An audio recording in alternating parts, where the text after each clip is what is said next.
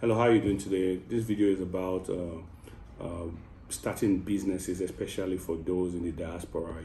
Sometimes I know there's this craving for building something back home. Like you want to have a business back home. So I'm not talking about, let me say, maybe businesses that are like things like maybe building a house for people to rent and all that. Yeah, you have those kind of businesses. But I want to talk about businesses that require daily operations.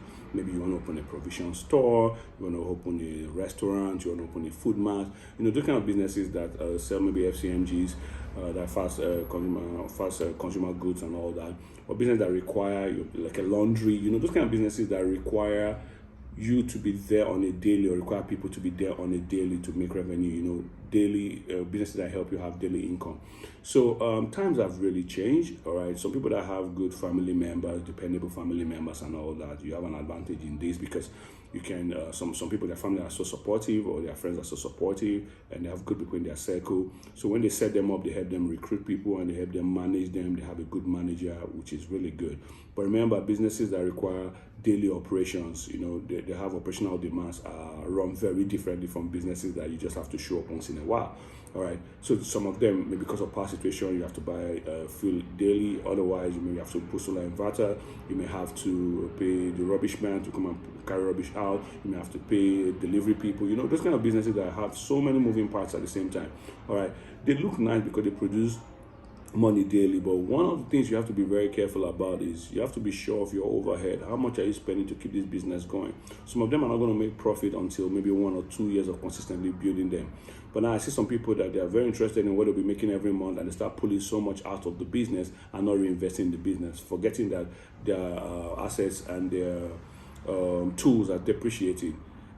And by not investing in business, after a while, you may have to bring all those money back to fix this up if you're not careful around it. Some people are new in those industries; they don't have experience there; they've never done it before, and the people they are bringing in are not very experienced. You get burnt. In fact, sometimes it's just as if you open a business for another person to run, make his money, and when the business is down, they move and you've lost. All right. So what's the advice? If you're not on ground to see things through, maybe for the first few months, take off, so that you understand how this thing actually runs in today's world, in particular locale that you're in, all right, you may want to wait. But if you have good people, you have people that you can hire, you have a network, you have a squad that can hire to help you do that, fine. I know there's some people who have properties and they hire maybe lawyers and all that to help them run it. That's okay, because you don't need to be there every day. But businesses that need you to be there every day, or things that you're shipping down to maybe a store and all that, and they're helping you sell, things like that, you have to be very, very careful. All right. So your choice of business is very important if you're operating from the abroad. All right. If it's something that requires your presence every day, if you don't have trusted people, I don't mean supposedly trusted people, non-trusted people with awesome credibilities, you may want to think again.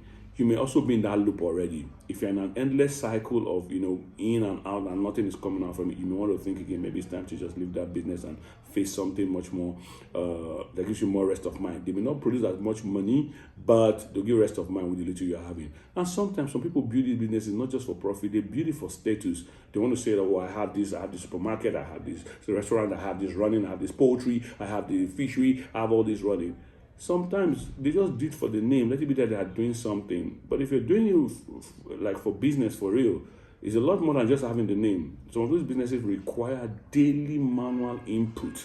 All right, and it could be demanding. So if you don't have good people, without dependable people, maybe people you've invested in, maybe people who just love you, just trust you, you may be fortunate to. There are people like that. You may be fortunate that God bless you with those kind of people, and you can go to bed and they will run this thing like their own. Of course, those kind of people, if you find them, reward them well. Don't treat them like I can sack you today and get anybody tomorrow. My brother, if you sack those kind of people that are that good, you will sweat to find another one. Nobody's perfect, but we have to manage people. If that is the line of business you must do, all right. Otherwise, you may want to think of other areas that don't require your presence daily for operations and all that, and maybe it's something you can easily control from afar. I know this is why a lot of people want to do investments like forex and all those things like that, but those ones are even more deadly because you can get burned in an instant. And those guys can run. Why? It's just liquidity. So if you don't have, let me say, the bandwidth to handle that, be careful. There's nothing wrong in fixing your money for small interest that will build continuously for your peace of mind. There is nothing wrong. You mustn't have one business name. Not everybody has to be an entrepreneur. You can be an investor, learn investment, learn how to build portfolios. You can build that and still build wealth. All right. It mustn't be a physical structure. It mustn't be something that is big and showing that this is now your own. You're snapping pictures with it. Like, no, it doesn't have to be that. It doesn't have to be loud. If it's money you want to make, it doesn't have to be loud, except maybe you just want the name, the status, and all that. Fine, if that's what you want, or something to keep you busy when you're around, that's also fine. But if you want to build a business around it, you have to be very careful and look at those things. I'm not trying to discourage you. I'm just trying to show you the other side of the coin so that you consider the two sides before you make a better and more informed decision. And if you're already inside of it, maybe make good decision, power to you. But if you didn't make a good decision, reevaluate. Sometimes it's just to stop and go to another line of business, or stop and rehire, or maybe come back and spend some time to understand what's really going on. Anything that you can make of this information will be helpful to you, all right? That'll be helpful to you, that'll be very fine, all right? So share this with those in diaspora, those planning to start a business, or those who are already one that you think this could be of help to, all right? So share with them, and if you have any questions, any comments, you can always share in the comment section. I'll be glad to respond to you, and if I don't know the answers to it, I'll ask those who know better than I do, and if nobody knows, maybe we'll ask God someday, all right? See you in my next video.